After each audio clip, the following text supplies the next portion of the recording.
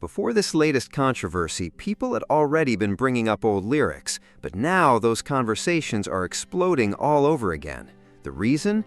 Jay-Z is facing a fresh wave of criticism after announcing a partnership with Target for an exclusive 30th anniversary release of his classic 1996 debut album, Reasonable Doubt. And trust me, the reaction has been impossible to ignore. Every time you refresh social media, there's another viral post, another heated video, another debate. So what exactly is it about this partnership that has so many people upset? Welcome back, because this story has taken another unexpected turn. Just days after facing previous criticism, Jay-Z is once again in the spotlight, this time over his business agreement with Target. The controversy stems from the fact that Target has faced ongoing criticism from many members of the Black community since early 2025, following reports that the retailer planned to scale back several diversity, equity, and inclusion initiatives after the 2024 election. Those reported changes included reducing commitments tied to Black-owned businesses, minority hiring goals, and racial justice programs that had been expanded in the years after 2020. Once those reports spread online, activists called for nationwide boycotts, arguing that the company had stepped away from promises it once publicly championed when the political climate shifted. Now, many people on social media claim they've noticed what they believe is a recurring pattern involving Jay-Z whenever major corporations are facing backlash from the Black community.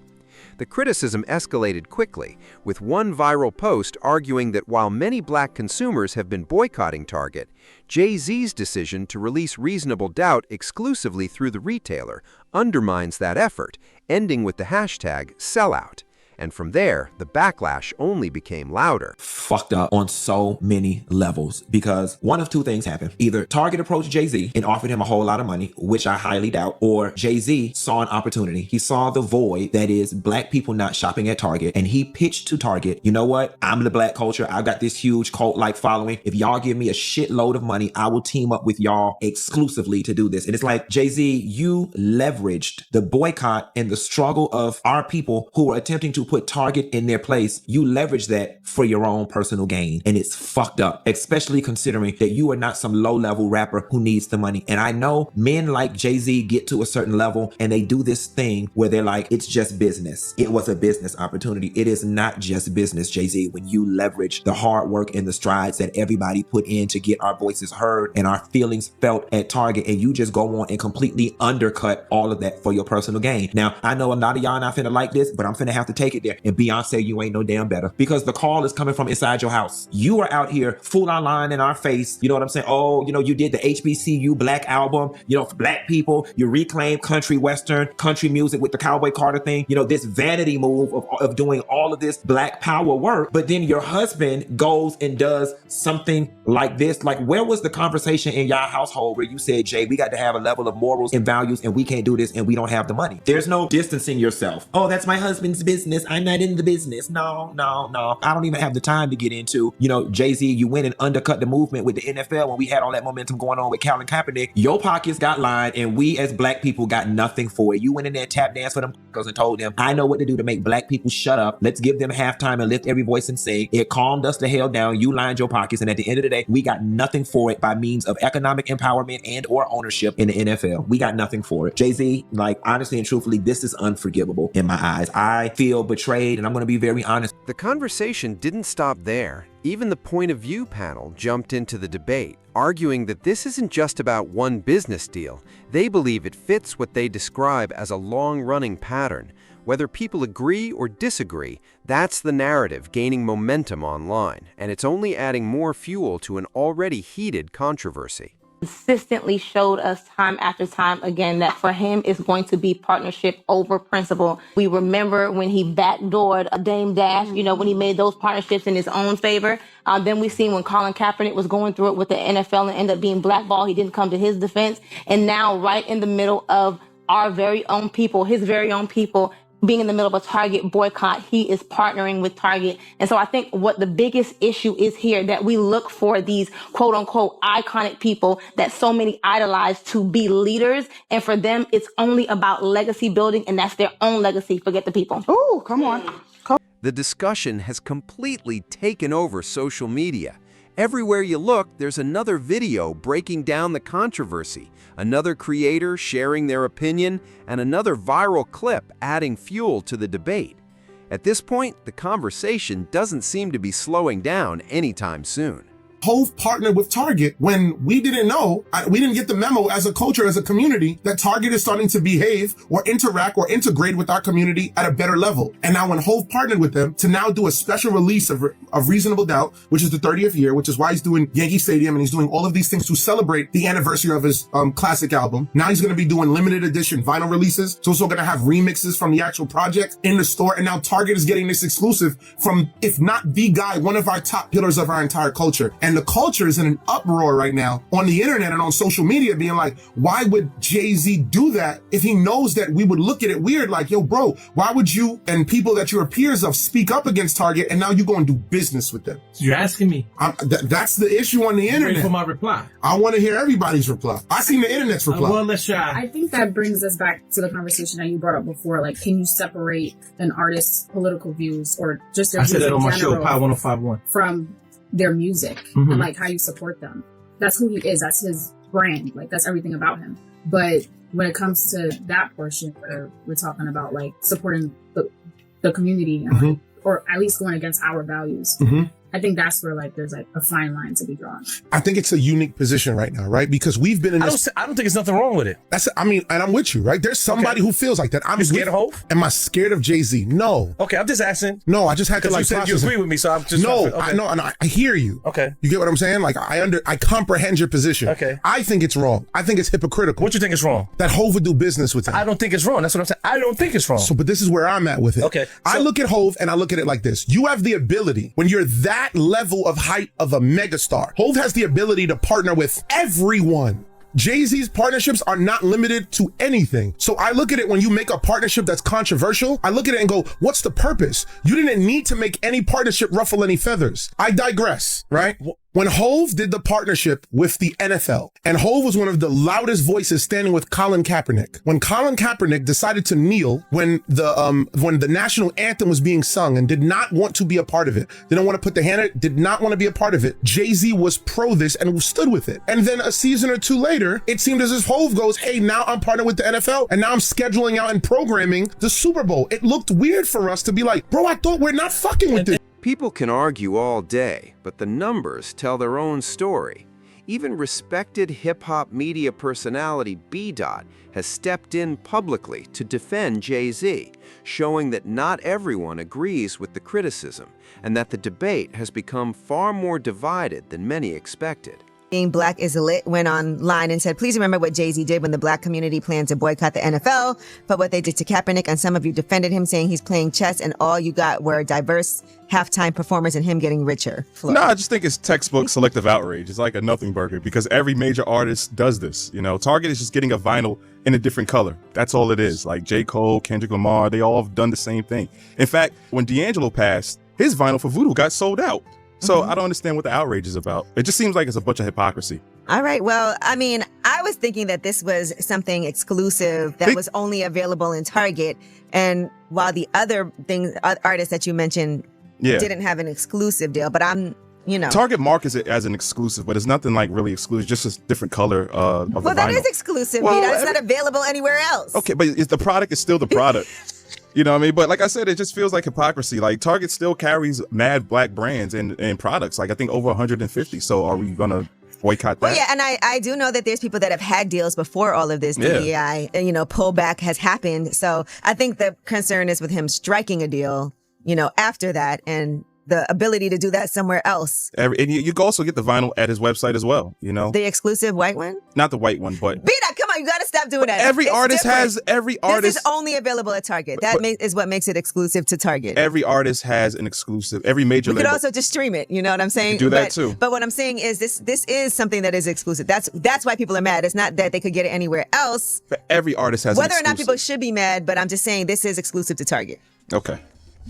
Now, not everyone sees this situation the same way. Some people argue that Jay-Z is simply making a smart business decision, while others believe the timing couldn't be worse. One viral reaction summed it up by saying, sure, artists have partnered with major retailers before, but not while the black community is actively boycotting that same company to make a point and seeing results. The post went on to accuse Jay-Z of stepping in at the exact moment Target was under pressure, claiming he's helping protect corporate interests instead of standing with the people. As if that wasn't enough, TikTok creators have started piling on with jokes and memes, with some sarcastically asking whether Jay-Z is handing out severance packages to calm everyone down. And just like that, the online debate reached another level.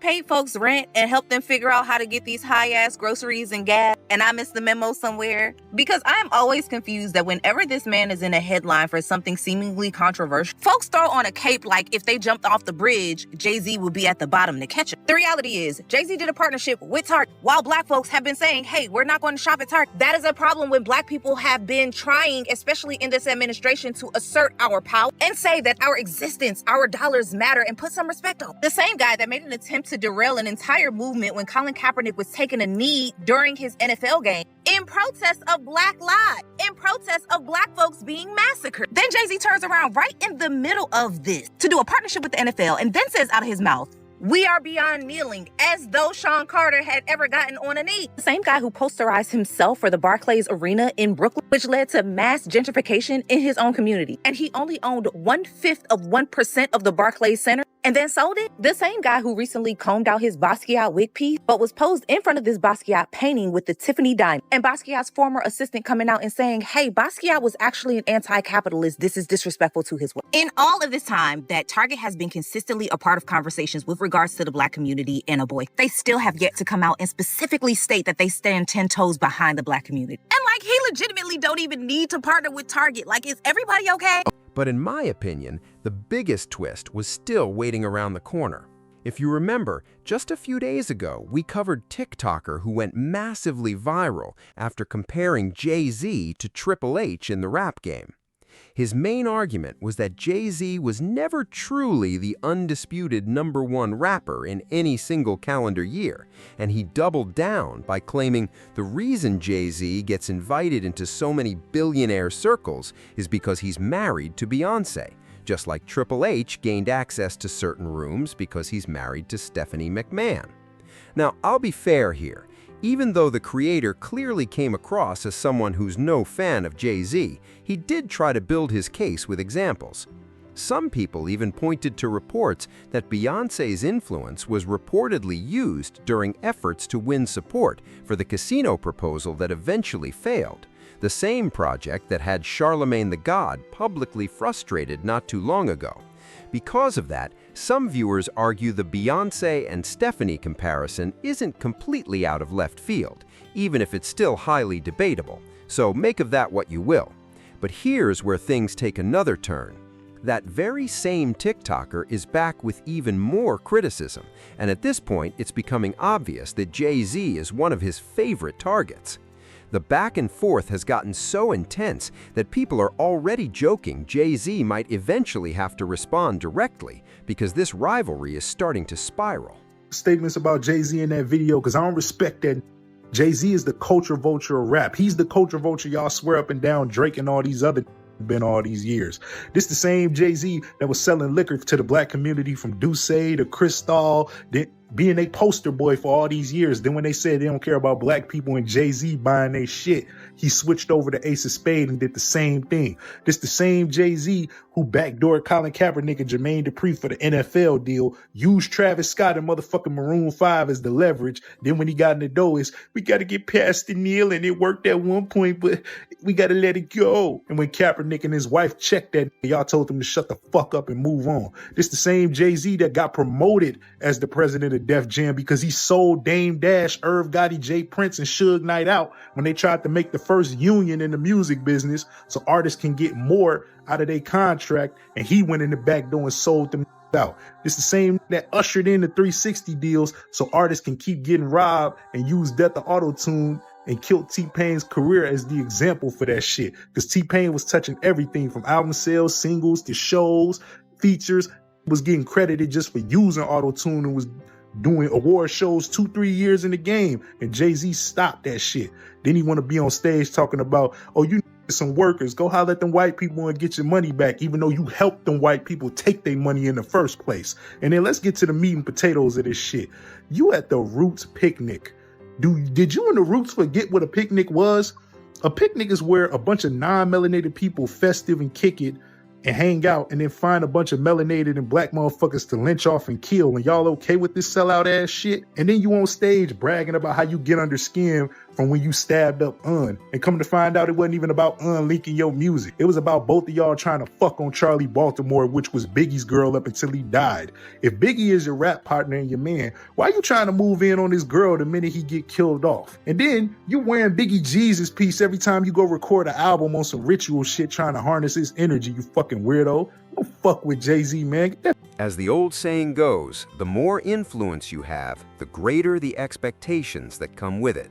And because Jay-Z is widely viewed as hip-hop's biggest mogul, every move he makes ends up being judged under a much bigger microscope than almost anyone else in the industry.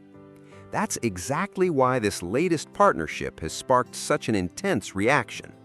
When you strip everything else away, the debate really comes down to two completely different views on accountability.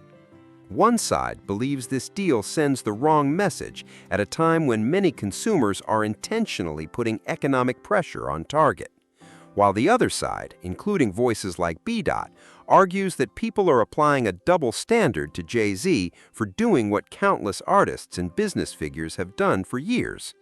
But here's my takeaway. Expecting celebrities to lead every social movement or rescue every cause is a risky expectation, because at the end of the day, they're still going to make the decisions they believe are best for their own business interests.